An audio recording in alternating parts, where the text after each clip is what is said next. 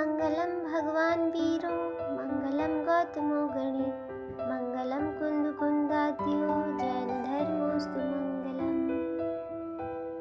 स्वागत है आप सभी का चामुंडराय वैभव के 36वें अध्याय में।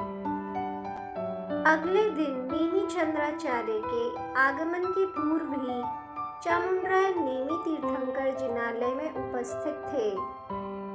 नेमिचंद्राचार्य को चामुंडराय की उत्सुकता देखकर बड़ा हर्ष हुआ।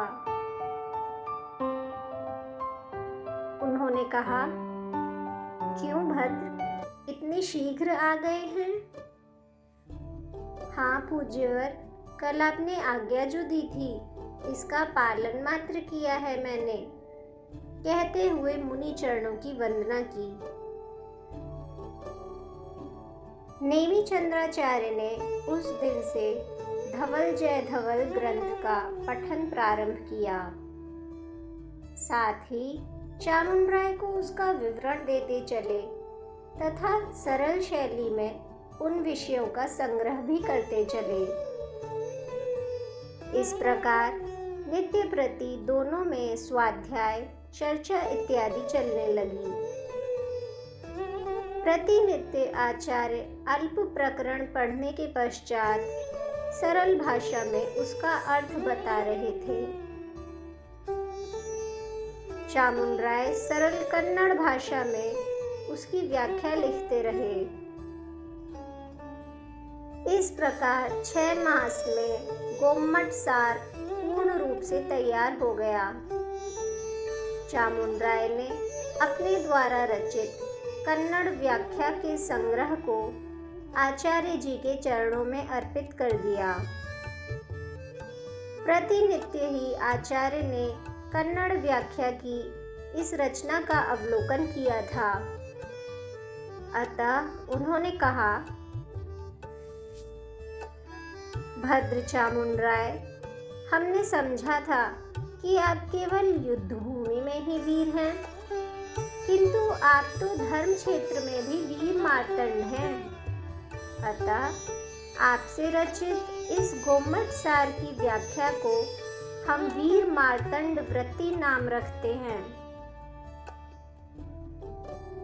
जैसी आपकी इच्छा पूज्यवर, मेरी इच्छा है कि इसकी प्रतियां बनवाकर शास्त्रदान करूं। कृपया आप अनुमति प्रदान करें। धर्म कार्य के लिए किसी की अनुमति की आवश्यकता नहीं होती भद्र, आप प्रसन्नता से करें। ये हमारे लिए बड़ी ही प्रसन्नता की बात है।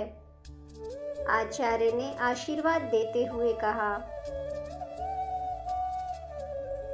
नेमिचंद्राचार्य की अनुमति प्राप्त होते ही चामुंडराय ने गोम्मट सार तथा वीर मार्तंड वृत्ति की प्रतियां बनाने के लिए अनेक लिपिकों को नियुक्त किया। त्रिषष्ठी शलाका पुरुष पुराण ग्रंथ की प्रतियां भी तैयार हो रही थीं। कुछ ही दिनों में तीनों ग्रंथों की अनेक प्रतियां तैयार हो गईं। संतोष से यह संदेश आचार्य को वे देने चले। पूज्यवर, तीनों ग्रंथों की प्रतियां तैयार हो गई हैं। कल ही बाहुबली जिनालय तथा अन्य जिनालयों में पूजा का प्रबंध करूंगा। तत्पश्चात आपके सम्मुख शास्त्रदान करना चाहता हूँ। जैसी तुम्हारी इच्छा। अगले दिन चामुंडराय ने कटवक्र के सभी जिनालयों की पूजा की व्यवस्था की। भगवान बाहुबली के चरणों की भी पूजा का प्रबंध किया। आचार्य के सम्मुख ये पूजा का कार्य निर्विघ्न संपन्न हुआ।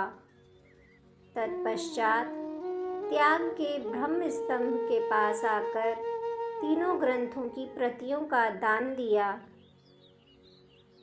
वहां एकत्रित जन समूह को आचार्य ने धर्मोपदेश दिया। उपदेश के अंत में चामुंडराय का गुणगान करके सम्यक्त्व रत्नाकर, शौचाभरण, गुण रत्न इत्यादि उपाधियों से आभूषित किया। जनसमूह को वे उपाधियां अच्छी लगीं, अतः उन्हीं उपाधियों से चामुंडराय का जय जयकार किया। अनंतर चामुंडराय ने आचार्य तथा जनसमूह के प्रति अपनी कृतज्ञता प्रकट की। उसी समय चामुंडराय ने अपनी सारी संपत्ति के दान की घोषणा की। आचार्य को बड़ा आश्चर्य हुआ। उनको चामुंडराय की संपत्ति की गणना नहीं थी। सभारंभ के अनंतर चामुंडराय अपने शिविर न जाकर नेमी चंद्राचार्य के साथ कटवप्र आ गए। क्यों भद्र, अपने शिविर नहीं जाना है क्या? कौन सा शिविर पूज्यवर? आज से आपके चरणों में ही मेरा शिविर है। अब मेरा अपना कुछ भी नहीं है। चामुंडराय की ये बातें सुनकर आचार्य को आश्चर्य तो हुआ, किंतु समझाने का वे प्रयत्न करने लगे। ऐसा क्यों कह रहे हैं? आपको तो अब मैं कुछ भी सुनने के लिए तैयार नहीं हूँ पूज्यवर। मेरे ही सम्मुख माताश्री तथा पत्नी दोनों ने जिन दीक्षा प्राप्त की तथा अपना आत्मकल्याण भी कर लिया, किंतु मैं अब भी इस सांसारिक व्यवहार में फंसा हुआ हूँ। मैंने उसी समय आपसे प्रार्थना की थी, किंतु आपने ये कहकर रोका कि अभी कुछ कार्य शेष है। अब तो कोई भी कार्य शेष नहीं है ना पूज्यवर।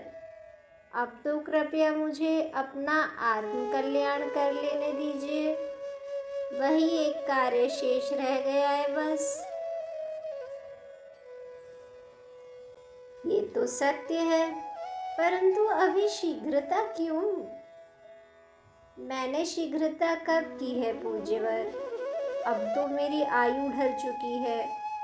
अब मुझसे कोई भी कार्य नहीं हो सकता। धवल जय धवल ग्रंथों का अध्ययन करने के पश्चात भी क्या आत्मकल्याण नहीं कर लेना चाहिए पूज्यवर? विनीत होकर चामुंडराय ने पूछा। आचार्य को लगा कि चामुंडराय का मन परिपक्व हो गया है, अब उसका डिगना असंभव है। सम्मति देकर उनको अपने साथ भद्रबाहु गुफा की ओर ले चले। ये समाचार गंगवाड़ी भर में फैल गया कि चामुंडराय जिन दीक्षा प्राप्त करने वाले हैं, प्रभु राजमल्ल, जिन देवण, कल्याण के प्रभु तैलप, राज्य के वरिष्ठ अधिकारी, मंत्रीगण, श्रेष्ठीगण सब शीघ्रता से बेलगोल आकर चामुंडराय के मन को परिवर्तित करने का प्रयत्न करने लगे, किंतु गोमट सार के प्रभाव के कारण आत्मज्ञान की ओर अग्रसर होने वाले उनके मन को पीछे नहीं ला सके। अंत में नेमी चंद्राचार्य ने उनके वैराग्य भाव का आदर करते हुए सबके सम्मुख चामुंडराय को जिन दीक्षा प्रदान कर दी।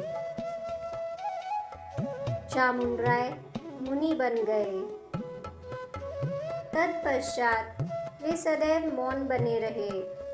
केवल नेमी चंद्राचार्य के सन्निधान में शास्त्र चर्चा करते थे।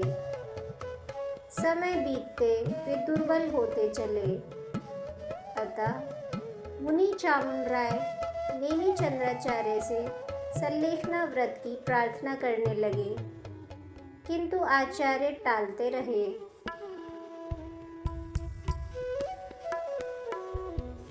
कुछ दिन पश्चात मुनि चामुंडराय जब संपूर्ण रीति से दुर्बल हो गए तो आचार्य ने उन्हें सल्लेखना व्रत दे दिया।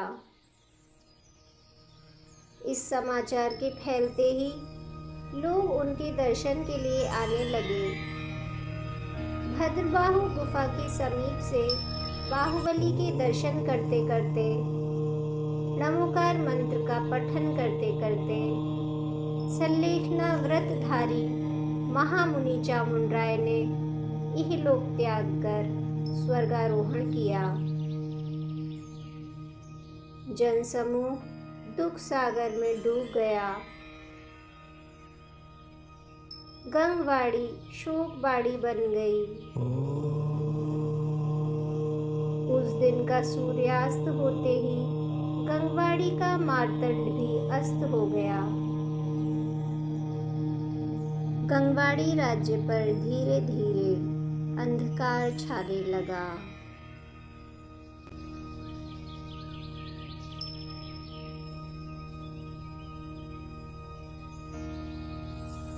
Oh